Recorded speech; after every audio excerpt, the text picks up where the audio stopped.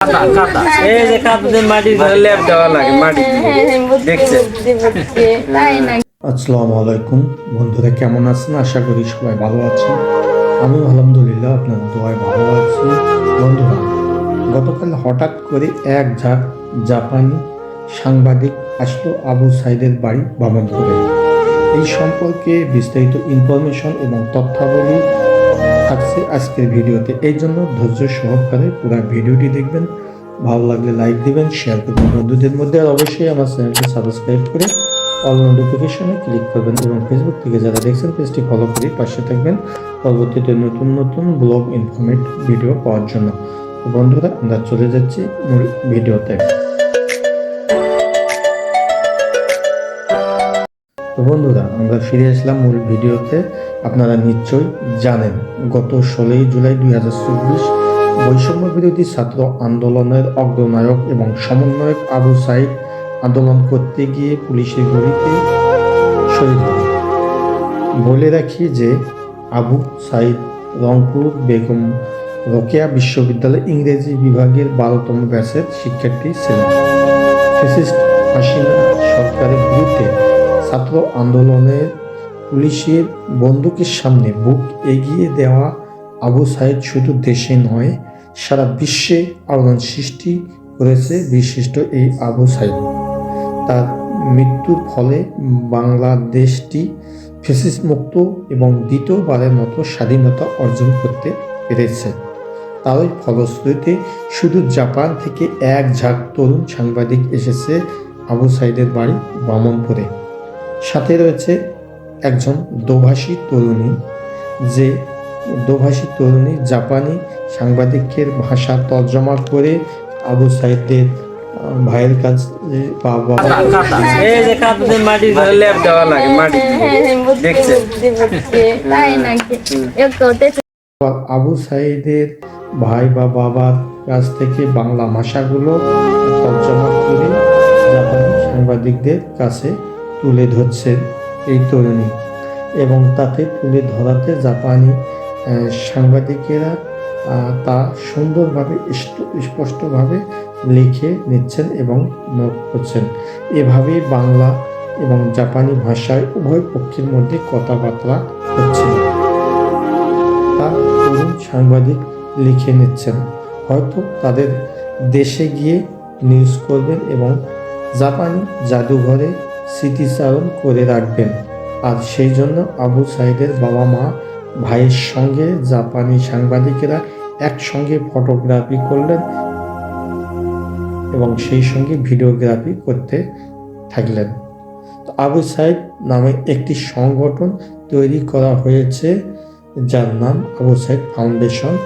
এই ফাউন্ডেশনের সদস্য হিসেবে অত এলাকার সুদী ব্যক্তি রয়েছে এবং এই ফাউন্ডেশনের অত এলাকার ধনী ব্যক্তিরা এবং বিভিন্ন লোকজন অনুদান সহযোগিতা করছে।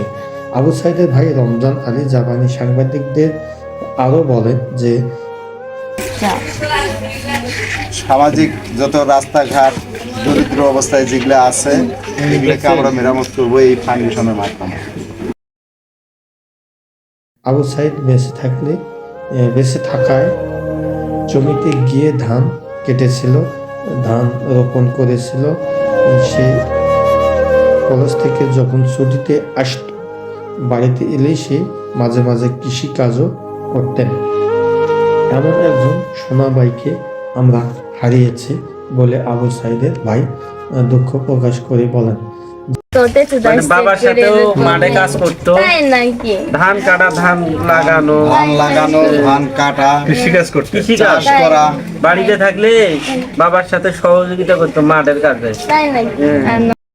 আবু সাইদের মাধ্যমে এলাকার গরিব দুঃখীদের সাহায্য যাতে বিভিন্ন দেশি বিদেশি সংস্থা থেকে আসে, সেই দিক দিয়ে আমরা আপনার চেষ্টা করে যাব এবং এলাকার লোকজন অনেক সুখী এবং সমৃদ্ধ হবে বলে আমরা আশা করছি।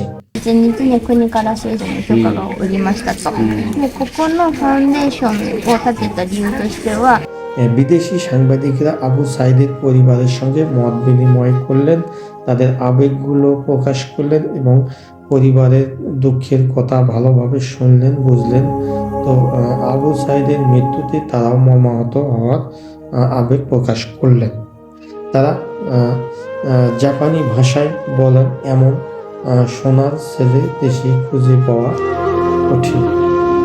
আবু সাইদ সম্পর্কে বিভিন্ন ধরনের তথ্য এবং তথ্যবহুল সংগ্রহ করলেন আবু সাইদের মা বাবার কাছ থেকে, এবং আবু সাইদ সম্পর্কে আদি অন্ত সব কিছু তথ্য তারা সংগ্রহ করলেন, যা সে তাদের দেশে নিয়ে গিয়ে সংরক্ষণ করবেন এবং মিডিয়ায় প্রকাশ করবেন।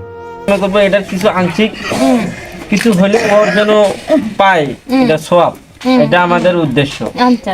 ইসলামিক কালচারের আবু সাইদের ভাই রমজান আলী জাপানি সাংবাদিকদের আরও বললেন যে 90 সালের নূর হোসেনের মতো যেন আবু সাইদ মুছে না যায়, সারা বিশ্বের মানুষের অন্তরে যেন থাকে এই আবু সাইদের নাম। 1990 সালে আমাদের দেশে আরো এক স্বৈর সরকার তৈরি হয়েছিল, আমাদের কোনো জন্ম হয়নি, কিন্তু আমরা ইতিহাসের মাধ্যমে জানতে পারছি। কিন্তু ওর নামটা ধীরে ধীরে মানে মানুষের মন থেকে হারাই গেছে। তার নাম ছিল নূর হোসেন। সেই রকম যেন হারাই না যায়, আমরা এটা ধরে রাখতে চাই। অবশেষে জাপানি তরুণ সাংবাদিকেরা তাদের কাছ থেকে বিদায় নিলেন এবং সেই তরুণ সাংবাদিকের মধ্যে দোভাষী তরুণীটি আবার আসবেন বলে কথা দিলেন, এবং আমার একজন সহকর্মী রংপুরে আছে, তার সঙ্গে আবার আমরা পরবর্তীতে আসবো ইনশাআল্লাহ, সে কথা বলে তারা বিদায় নিলেন। আমার ওই যে সহকর্মী একজন রংপুর মানুষ, সমস্যা নাই, আমি চলে আসবো। আপনি আসবেন আবার, অবশ্যই আসবেন, আপনি আবার আসবেন। বছরে বছরে আসি তো আমি, অসুবিধা নাই, ইনশাআল্লাহ ইনশাআল্লাহ। আবু সাইদের বাবা মার কাছ থেকে বিদায় নিয়ে চলে গেলেন। তো বন্ধুরা দেখলেন তো ভিডিওটি কেমন লাগলো? ভিডিওটি ভালো লাগলে অবশ্যই একটা লাইক দেবেন এবং বন্ধু বান্ধবদের মধ্যে শেয়ার করতে ভুলবেন না। সেই সঙ্গে ভিডিও বা আমাদের চ্যানেল বা ফেসবুক পেজ সম্পর্কে যে কোনো প্রশ্ন থাকলে অবশ্যই কমেন্ট সেকশনে মতামত ব্যক্ত করবেন। তো সেই অনুযায়ী আমি উত্তর দেওয়ার চেষ্টা করবো। তো বন্ধুরা আজ এ পর্যন্ত, দেখা হবে পরবর্তী ব্লগ বা ইনফরমেটিভ ভিডিও। সেই কথা ভালো থাকবেন।